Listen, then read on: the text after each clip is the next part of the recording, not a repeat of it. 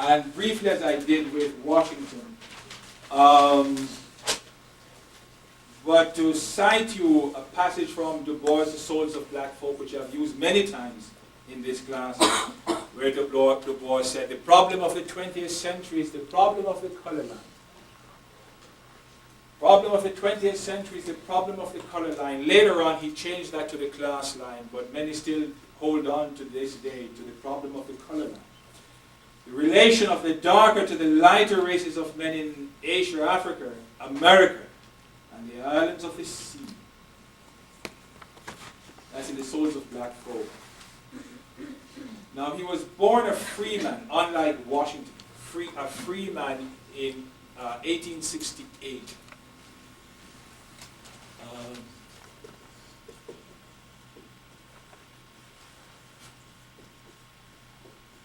1868 to 1963, dies in Ghana, and if you go to Accra today, you could go and see his mausoleum. Born in 1868, William Edward Burghardt Du Bois, in Great Barrington, Massachusetts. He's a light complexion student. Light complexion student, well, of course he was. A light complexion individual, just like Washington. It is said that Washington's father was a white man, and of course his mother a black slave woman. That's Washington. But Du Bois was born a free young man in Massachusetts, a brilliant student, and in his early years experienced very little color prejudice. And his real exposure to the color line came when he decided to enter the university by his work and his merit and his achievement in pre-university schooling. He should have been accepted by Harvard. By his color, he was unacceptable. So he was not accepted. So he ends up at Fisk University in Nashville, Tennessee, and if you go to Fisk today, you will see a statue of Du Bois.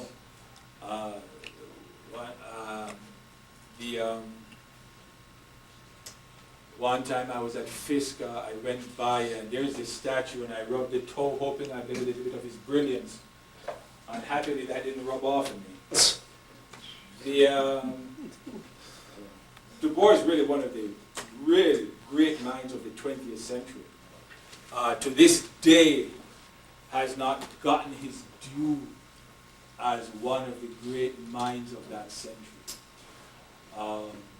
When I was in Ghana, I went to his house, and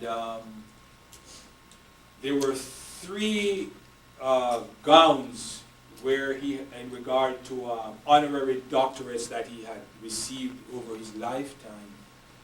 And one was from Howard University, one was from Fisk University, and I think the third one was from Meharry. All historically black institutions.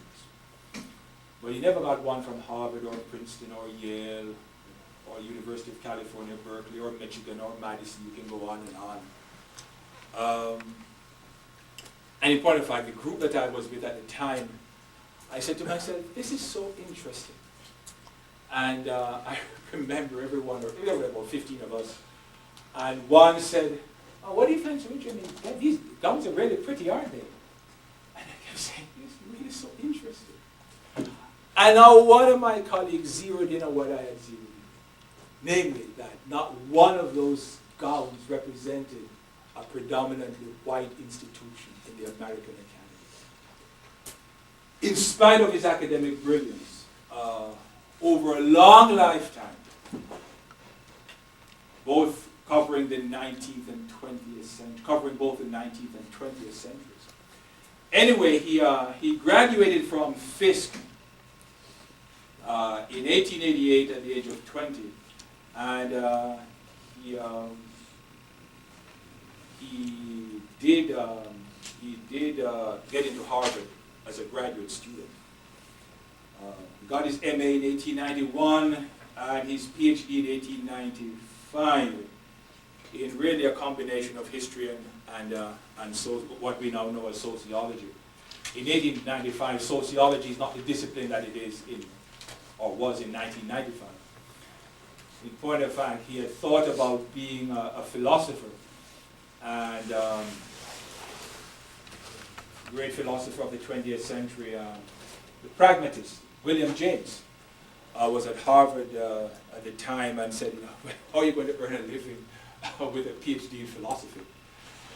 Now, Harvard, to this day, 2006, believes that there is no school like Harvard on the planet. There's only one Harvard.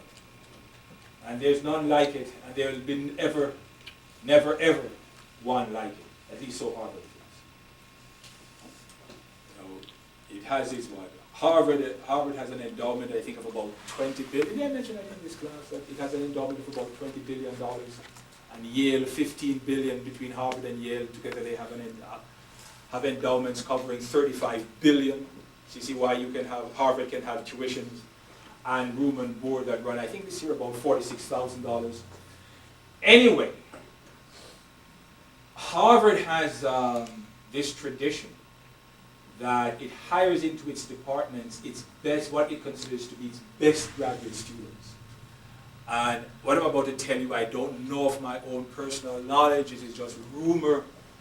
It is said to this day, one of the sore points that persist between Henry Kissinger, former National Security Advisor to Richard Nixon and Secretary of State, and Zbigniew Brzezinski, former National Security Advisor to President Carter, both at Harvard at the same time, that Harvard ended up hiring Kissinger into its government department and not Brzezinski. Brzezinski went on to Columbia, and Brzezinski thought that after all he was a stronger student than Kissinger, and it's he who should have been hired. Anyway, I simply mentioned that anecdotally. Don't write it, as I said, it's one of these passing anecdotes of cocktail party interest. Anyway, Du Bois was one of the stronger students at Harvard. And by performance, really should have been hired into that faculty. But of course, by color, he was not. We come back again to this matter of merit and worth and worth and worth.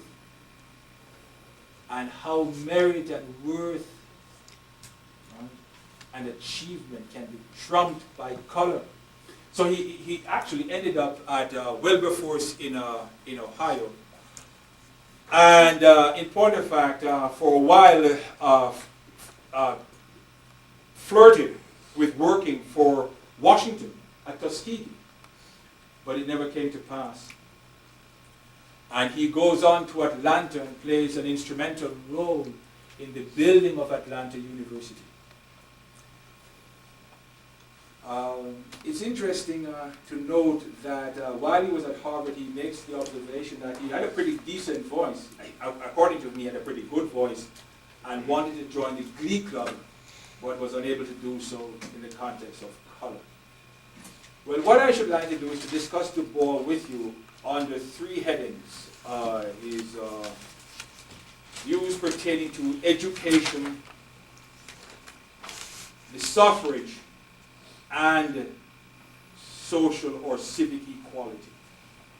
So let's start with education. It's Du Bois observes that Mr. Washington's program of education, Mr. Washington's program regarding education, says Du Bois, practically accepts the alleged inferiority of the Negro races. That Mr. Washington's program practically accepts the alleged inferiority of the Negro races, an inferiority which Thomas Jefferson had called out in his notes on the state of Virginia, where Jefferson says, "In memory, they, the blacks, are the equal of the whites. In reason, much inferior, and in imagination, they, the blacks, are dull, tasteless, and anomalous. A-N-O-M-A-L-O-U-S, that is to say, unnatural. Says Thomas Jefferson, in memory they are the equal of the whites. In other words, the lowest of the three faculties. You can regurgitate stuff. Instructor tells one, just sort of feeds it back like a replay button on a tape recorder. In reason, much inferior. Reason, that faculty which is so crucial to analytical thinking, analytical discourse. And in imagination, they are dull, tasteless, and anomalous. Imagination, that faculty which is so critical to conceptual, hypothetical, theoretical reasoning and insight. So it says, for Du Bois, then, Washington, in effect, accepts Jefferson's views, Thomas Jefferson's view pertaining to the intellect of black people. Well, Du Bois then notes that he said, look, I'm not absolutely and intractably opposed to Washington's program of education, because there is a role for industrial education, but it is much too overemphasized by Washington. Overemphasized at the cost, a critical cost of conceptual, hypothetical, and theoretical reasoning. Because, says Du Bois, and he is correct on this point, all of human life is guided by hypotheses, whether we know this or not. And that is true empirically. Which came first? The idea or the act? And the idea always precedes the act.